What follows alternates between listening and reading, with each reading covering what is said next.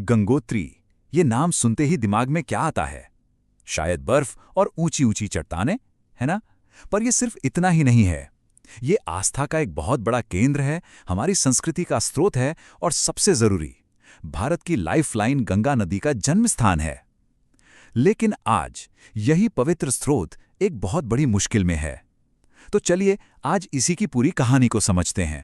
देखिए, हिंदू मान्यताओं में गंगा सिर्फ एक नदी नहीं है, उन्हें मां गंगा का दर्जा दिया गया है। ऐसा माना जाता है कि उनका जल इतना पवित्र है कि वो मुक्ति दिला सकता है। और सोचिए, इस दिव्य नदी का जन्म कहां से होता है? इसी गंगोत्री ग्लेशियर की बर्फ से। अब जरा इस तस्वीर को देखिए। ये आज की नहीं है, ये है साल 1866 की। उस जमाने की, जब ग्लेशियर का मुहाना, जिसे हम गोमुख कहते हैं, बिल्कुल अलग दिखता था। तो ये हमारी कहानी का स्टार्टिंग पॉइंट है, एक तरह से बेसलाइन, जिससे हम समझ पाएंगे कि तब से लेकर आज तक कितना कुछ बदल गया है। तो इस ग्लेशियर की अहमियत को पूरी तरह समझने के लिए हमें थोड़ा पीछे जाना होगा इसकी कहानी में, क्योंकि यह सिर्फ भूगोल का हिस्सा नहीं है, इसके साथ एक पूरी पौराणिक कथा जुड़ी हुई है। इस पूरी कहानी को एक नाम दिया गया है, गंगावतरण, मतलब गंगा का धरती पर अवतरण या उतरना। तो आखिर ये हुआ कैसे था? चलिए जानते हैं। तो कहानी कुछ यूं है कि राजा सगर के 60,000 पुत्रों को ऋषि कपिल मुनि के श्राप से भस्म कर दिया गया। अब उनकी आत्मा की शांति के लिए उनके वंशज राजा भगीरथ ने बहुत कठोर तपस्या की। किस लिए? ताकि वो स्वर्ग में बहने वाली नदी गंगा को धरती पर ला सकें। लेकिन एक प्रॉब्लम थी, गंगा का वेग इतना तेज था कि अगर वो सीधे धरती पर आती तो सब कुछ नष्ट हो जाता। तब भगवान शिव आगे आए और उन्होंने गंगा को अपनी जटाओं में धारण कर लिया। वहां से गंगा एक शांत धारा बनकर निकली और भगीरथ उन्हें पूरे भारत में ले गए, जिससे उनके पूर्वजों को आखिरकार मोक्ष मिला। कमाल की कहानी है ना? तो ये तो थी पौराणिक कथा।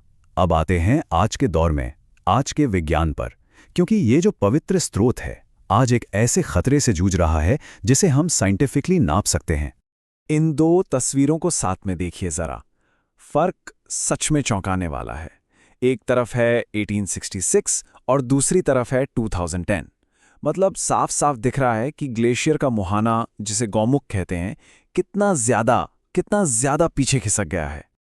और ये सिर्फ आंखों का धोखा नहीं है, साइंटिफिक और सैटेलाइट डेटा ये कंफर्म करता है कि 1866 से 2010 के बीच गंगोत्री ग्लेशियर का मुहाना पूरे 3.37 किलोमीटर पीछे चला गया है। सोचिए, ये कितनी बड़ी दूरी है। लेकिन इंटरेस्टिंग बात यह है कि ग्लेशियर के पीछे हटने की रफ्तार हमेशा एक जैसी नहीं रही।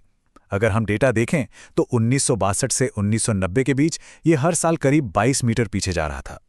फिर 1999 से 2010 के बीच ये रफ्तार थोड़ी कम हुई और करीब 5 मीटर हर साल रह गई। तो मतलब इसके पिघलने की जो दर है उसमें भी उतार चढ़ाव आते रहे। तो ये तो हो गए आंकड़े, लेकिन सवाल ये है कि इस पिघलने का असल में असर क्या हो रहा है? मतलब रियल वर्ल्ड में इसका क्या इम्पैक्ट है? ये सवाल शायद मन में आ सकता है कि भाई सैकड़ों मील दूर इतनी ऊंचाई पर एक ग्लेशियर पिघल रहा है तो उससे क्या फर्क पड़ता है? मैदानी इलाकों में रहने वाले करोड़ों लोगों की जिंदगी पर इसका क्या असर हो सकता है? फर्क पड़ रहा है, और बहुत बड़ा फर्क। आईआईटी इंदौर की एक स्टडी बताती है कि नदी के पानी का जो मेकअप है वो ही बदल रहा है। देखिए, 1980 के दशक में गंगा में जो पानी बहता था उसमें 73% हिस्सा बर्फ के पिघलने से आता था, लेकिन 2020 तक ये आंकड़ा घटकर सिर्फ 63% रह गया। तो बाकी पानी कहाँ से आ रहा है? वो आ रहा है बारिश से और जमीन के नीचे के पानी से।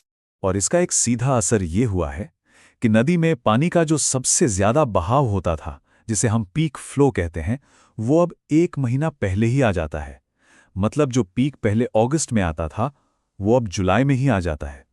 अब सोचिए, खेतीबाड़ी और हाइड्रो पावर प्रोजेक्ट्स जो इस पानी के एक तय साइकिल पर डिपेंड करते हैं, उनके लिए ये कितना बड़ा चैलेंज है। और खतरा सिर्फ क्लाइमेट चेंज से ही नहीं है, कुछ इंसानी गतिविधियां भी हैं जो इस बेहद नाजुक इलाके को नुकसान पहुंचा रही हैं। जैसे ये ग्लेशियर गंगोत्री नेशनल पार्क के अंदर आता है, जो एक प्रोटेक्टेड एरिया है। इस इलाके को इको सेंसिटिव जोन भी घोषित किया गया है, लेकिन इसके बावजूद इसी संरक्षित क्षेत्र में एक नया वेस्ट इंसिनरेटर, मतलब कचरा जलाने का प्लांट बनाने को लेकर चिंताएं जताई गई हैं। तो ये दिखाता है कि प्रॉब्लम मल्टी लेयर्ड है। तो सवाल ये उठता है कि इस संकट से निपटने के लिए किया क्या जा रहा है।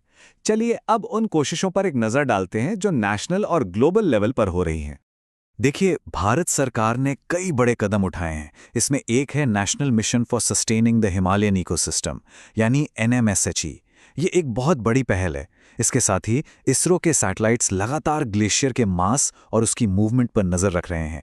और तो और नेशनल इंस्टीट्यूट्स मिलकर रिसर्च कर रहे हैं ताकि पॉलिसी बनाने के लिए सही डेटा मिल सकें। और हाँ, ग्लेशियल लेक आउटबर्स्ट फ्लड्स जैसी आपदाओं के लिए अर्ली वार्निंग सिस्टम्स भी डेवलप किए जा रहे हैं। और ये सिर्फ भारत की चिंता नहीं है, पूरी दुनिया इस पे ध्यान दे रही है। इसी बात का सबूत है कि साल 2025 को international year of glaciers preservation यानी ग्लेशियरों के संरक्षण का अंतर्राष्ट्रीय वर्ष घोषित किया गया है। तो मतलब ये अब एक ग्लोबल इशू बन चुका है। तो कहानी जहां से शुरू हुई थी वहीं आकर खत्म होती है। एक तरफ वो पौराणिक कथा है जहां ऋषि भगीरथ अपने पूर्वजों को बचाने के लिए एक देवी को स्वर्ग से धरती पर ले आए, और दूसरी तरफ आज की हकीकत है जहां सवाल यह है कि क्या हम सब मिलकर, क्या पूरी मानवता धरती पर उस देवी के स्रोत को बचा पाएगी। अगर आपको ये वीडियो पसंद आया हो तो लाइक करें, शेयर करें और ज्ञान से भरी ऐसी ही कहानियों के लिए ड्रीम स्टोरी को सब्सक्राइब जरूर करें। फिर मिलेंगे एक नई कहानी के साथ।